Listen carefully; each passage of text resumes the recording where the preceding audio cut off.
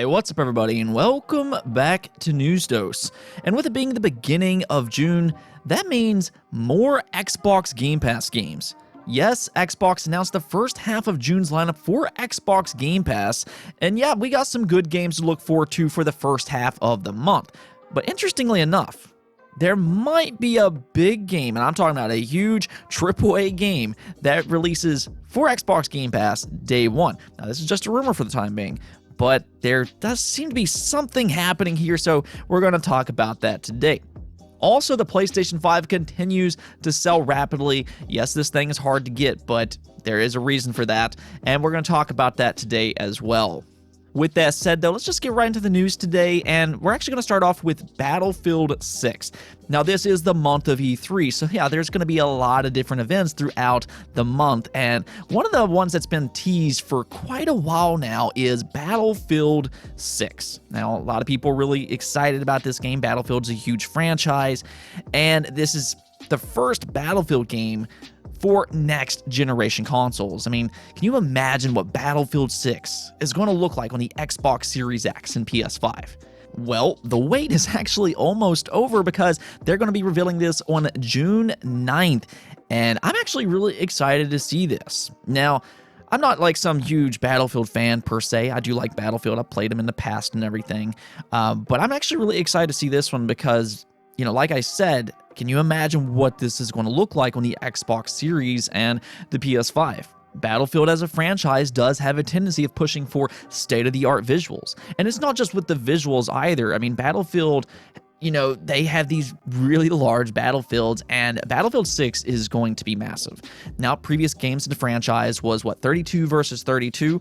And what we're hearing with Battlefield 6 is that it's going to be 64 versus 64. So, I mean, quite literally, Battlefield 6 is going to be massive. And, you know, that's going to include destructible environments, you know, these huge maps. This is just going to be really exciting to see. This is going to be a true next generation experience, I think. Now, with that said, this is still going to be a cross-generation game.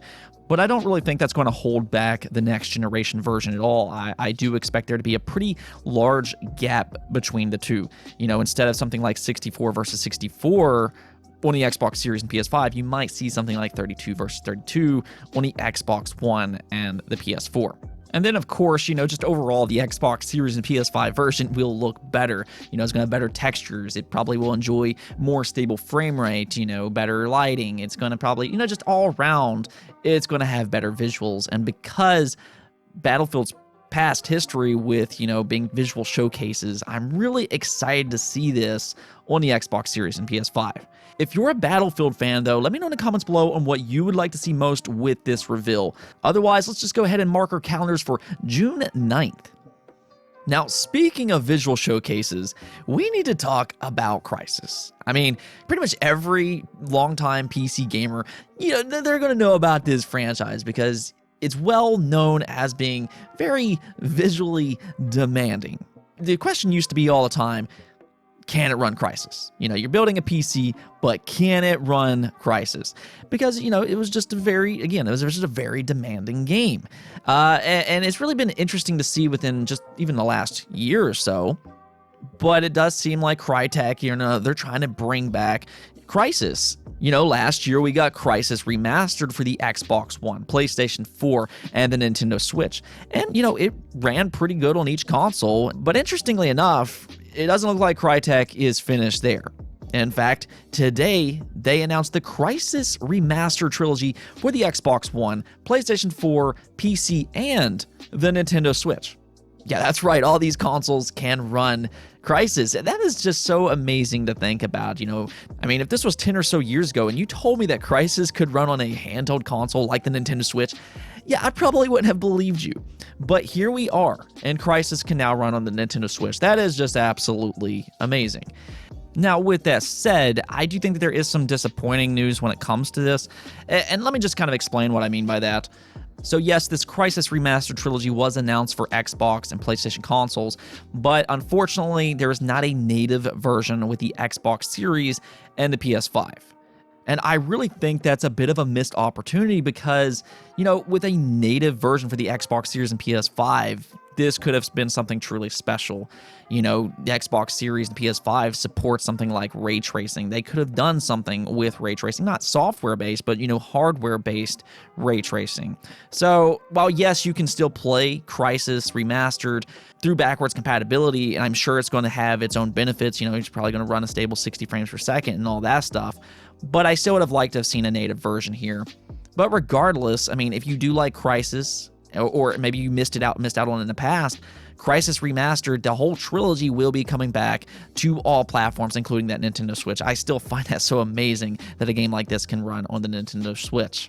Unfortunately, though, we don't have an exact release date for this just yet. Hopefully they announce that soon. But you know what I'm kind of hopeful for? If this remastered trilogy does well enough, maybe they go back and decide to maybe do a Crysis 4. Now, that would be pretty cool to see a new Crysis built from the ground up for next-generation platforms. I think we could see something really cool with that.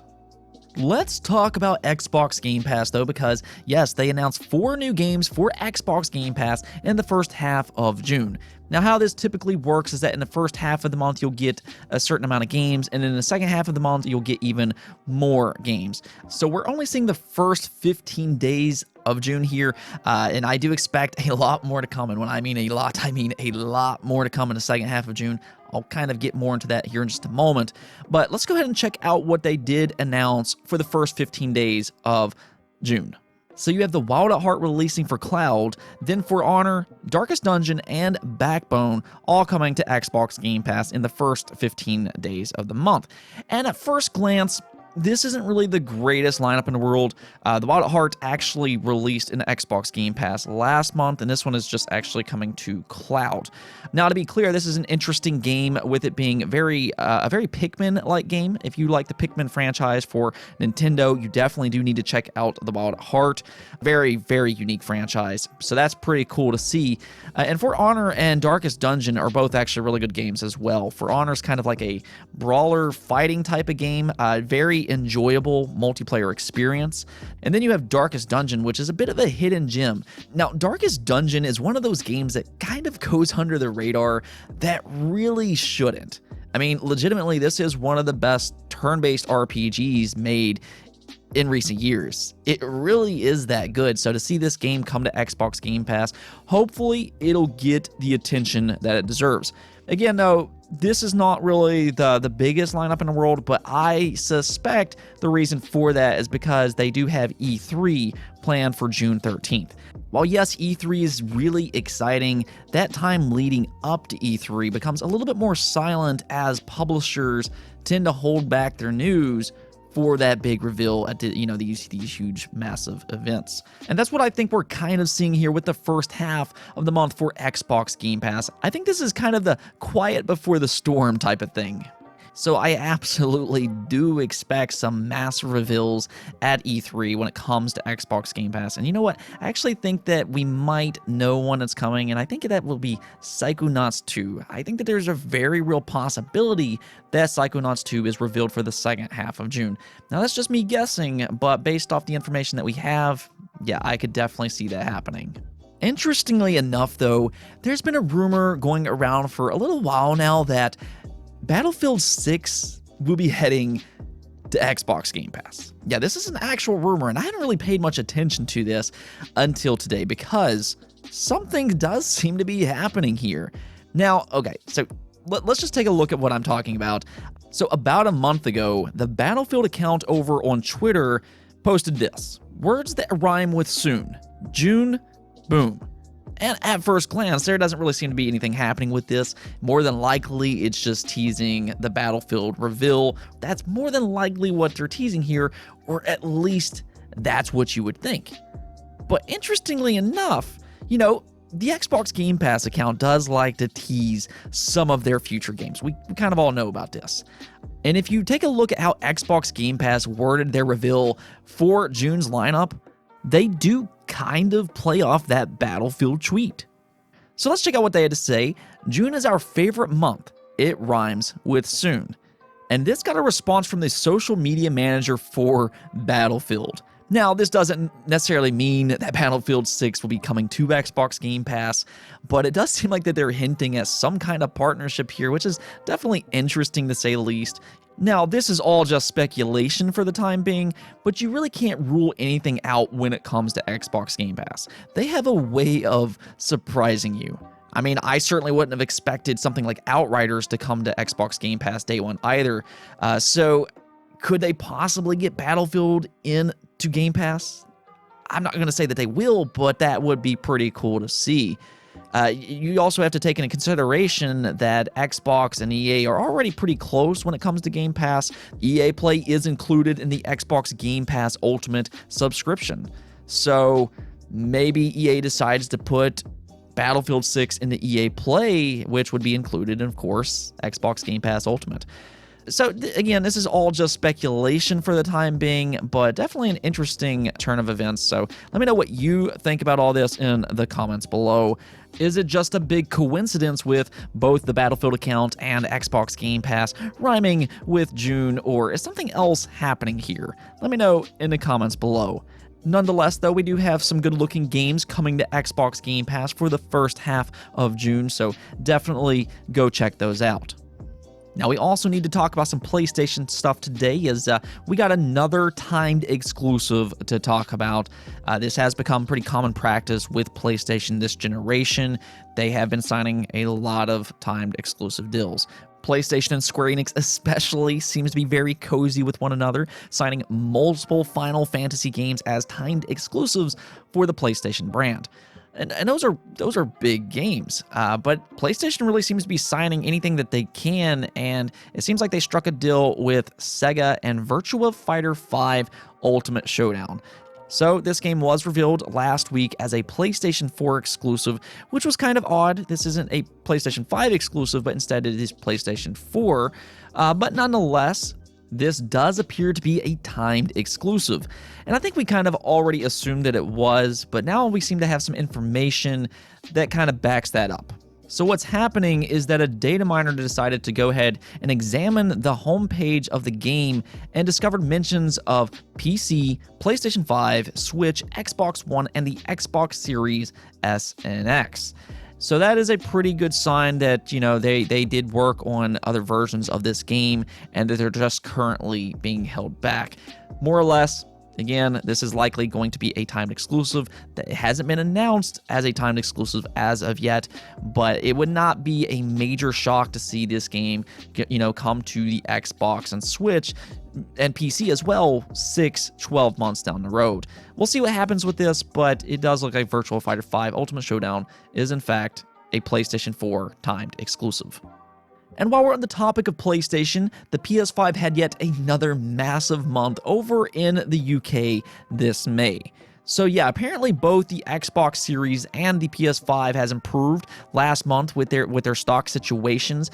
Yes, I know the PS5 and Xbox Series are still very incredibly hard to get by this point, but the PS5 and Xbox Series stock situation has improved, and so much so that the PS5 is now the #1 best-selling console for the entire year over in the UK. Yeah, they've even surpassed the Nintendo Switch, and apparently they have a healthy lead over the Nintendo Switch. Now, Xbox is also reportedly catching up as well, but this is big for next-generation consoles. I mean, we've been hearing about these stock situations for these next-generation consoles just being absolutely dire for such a long time. So to hear the stock situation has improved so much that, the PS5 is now outselling the Nintendo Switch for the entire year in the UK is not only impressive, but it's just good news for fans all around. We want to see these consoles get more stock in. Now, this is just in the UK. I don't know how other regions are doing, but, nonetheless, to hear any kind of stock improvement is good news by this point, and it wasn't just for the PS5, it was for the Xbox Series as well. Apparently, stock has improved for that console as well. So I hope we continue to see this throughout the year. We are in unprecedented times. It's difficult selling these new platforms. We have these semiconductor issues that are greatly affecting these new consoles. And you know what? With the Switch Pro right around the corner as well, I think that console will be announced soon. It'll be very interesting to see if that has similar issues as the Xbox Series and the PS5. Is it going to be sold out everywhere as well for a long period of time? I sure hope not, because I want one of those, but I think that's a very real possibility. But nonetheless, though, the PS5 did very well in the UK last month. It sounds like the Nintendo Switch is continuing to sell well, and the Xbox Series is gaining ground on the Nintendo Switch as well. It just seems like all three are doing a really good job over in the UK. It would be really interesting, though, to see how much each one of these consoles would be selling right now if there was just no supply constraints. Obviously, we really haven't met that initial demand just yet for these next generation platforms, but once we do, it'll be interesting to see how they can sell in the long term. Something to keep in mind, I see a lot of fans kind of argue over what console is selling the most, and really you can't compare all that stuff as of this moment, because it's not about who's selling the most. It's about who can produce the most. If the PS5 produces more than the Xbox Series, the PS5 is going to outsell the Xbox Series, and vice versa. If the Xbox Series can produce more than PS5, well, guess what? The Xbox Series will sell more because they're both selling out. So, just keep that in mind going forward. Don't argue about who sells the most. Just enjoy each platform. Either way, big congrats to everybody involved. Seems like everybody did a great job last month, and that's always great to hear. Let's take a look at the poll of the day, though, and I asked you all, what new game are you most looking forward to this June? And the results here kind of surprised me, with Scarlet Nexus coming out on top with 28% of the votes. Ratchet & Clank Rift Apart came at a close second with 25%. Now, obviously, Ratchet & Clank is a PS5 exclusive, and a lot of people still don't have a PS5, so I'm sure that does have an effect on the overall results here. But yeah, Scarlet Nexus, it looks like a pretty good JRPG. I have that game pre-ordered myself, and it seems like fans are really liking the demo that released last month as well. I did not play the demo. I'm just going to wait for the full game to release. Based off this poll and the comments below, though, you all certainly have me excited to play Scarlet Nexus.